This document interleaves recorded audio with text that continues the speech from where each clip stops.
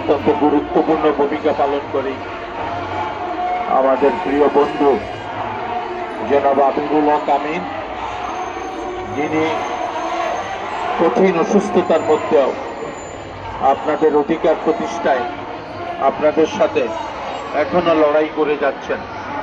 আমরা আশা করছি তিনি আরো সুস্থতার সাথে আপনাদের পাশে থাকবেন। সেই লোক আমিন এখানে প্রধান শ্রমিক দরদি আরেকজন ভাই, যিনি নীরবে নিভৃতে কাজ করেন। তিনি গত অন্তর্বর্তীকালীন সরকারের গঠিত শ্রম কমিশনের প্রধান ছিলেন। প্রচার বিমুখ একজন মানুষ, অথচ আপনাদের জন্য খুব নিবিড়ভাবে জীবনের সর্বশক্তি দিয়ে কাজ করেন। মিলসের অন্যতম পরিচালক শ্রমিক বন্ধু সৈয়দ সুলতান উদ্দিন আহমেদ সহ এখানে উপস্থিত জাতীয় গার্মেন্টস শ্রমিক ফেডারেশনের বিভিন্ন পর্যায়ের নেতৃবৃন্দ এবং এই সংগঠনের সাথে যুক্ত বিভিন্ন অন্যান্য সহযোগী সংগঠন উপস্থিত সুধীমণ্ডলী, আসসালামু আলাইকুম। খুব সহজ করে একটি কথা বলতে হয়, আপনারা যত সংগঠিত থাকবেন, নিজের অধিকার সম্পর্কে সচেতন থাকবেন, নিজের প্রাপ্তি এবং নিজের বেঁচে থাকার বিষয়ে যতটুকু উদ্যোগী হবেন, দেশ ততটুকু এগিয়ে যাবে। ছোট্ট একটি ঘটনার মধ্য দিয়ে আমার বক্তব্য শেষ করছি। রাস্তাঘাট খুব পরিষ্কার দেখা যাচ্ছে, পথে ঘাটে ফুটপাতে হকার নাই। সরকার উচ্ছেদ করেছে কিছু কিছু জায়গা থেকে, কিন্তু একটা বিনয়ের সাথে একটি প্রশ্ন, আপনি উচ্ছেদ করলেন, তার পেটের ভাত, তার বেঁচে থাকার উপকরণ, এগুলো কি আপনি নিশ্চিত করতে পেরেছেন? আপনি আইনের কথা বলেন, আপনি শৃঙ্খলার কথা বলেন, এই মানুষগুলো যদি বেঁচে না থাকে, কিসের আইন, কিসের শৃঙ্খলা?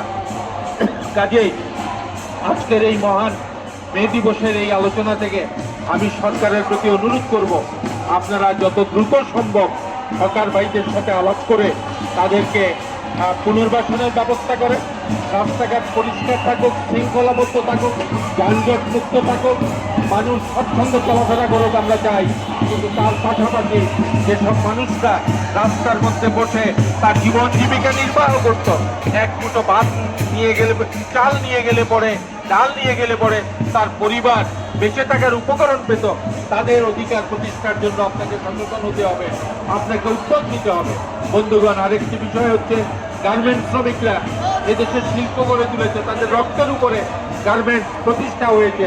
তাদের অধিকার প্রতিষ্ঠা, তাদের চাকরি, তাদের মজুরি, তাদের মাতৃকালীন, তাদের ছুটি, তাদের স্বচ্ছন্দবোধ, নিরাপদ কর্মসংস্থান, এগুলো সরকারকে নিশ্চিত করতে হবে। শুধু গাল ভরা বুলি দিয়ে হবে না, শুধু গণতন্ত্রের কথা বলে চলবে না।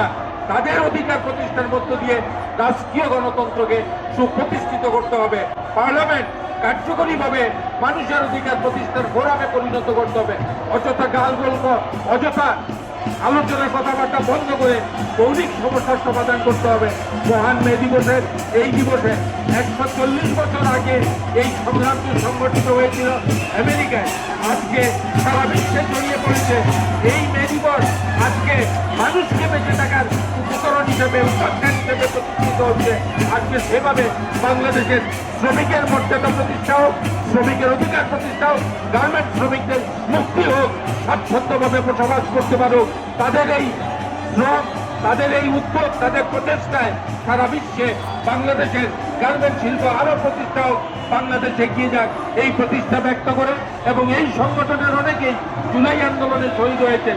সকল জুলাই আন্দোলনের শহীদ, সকল গণতান্ত্রিক আন্দোলনের শহীদ, মুক্তিযুদ্ধের সকল শহীদ, অধিকার প্রতিষ্ঠার সকল শহীদ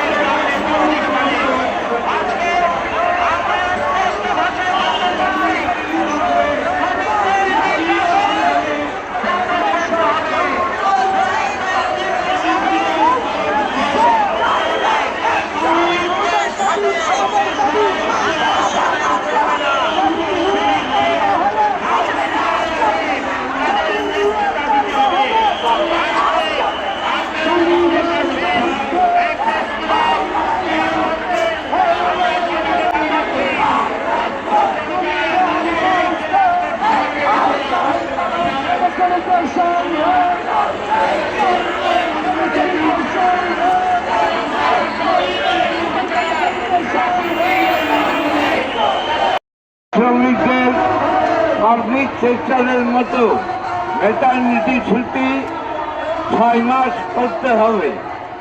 আমাদের গার্মেন্টস সেক্টরের সমস্ত ধরনের জবরদস্তিমূলক শ্রম দেবার সেটা বন্ধ করতে হবে। আমাদের গার্মেন্টস পণ্যের যে ন্যায্য মূল্য সেটা দিতে হবে।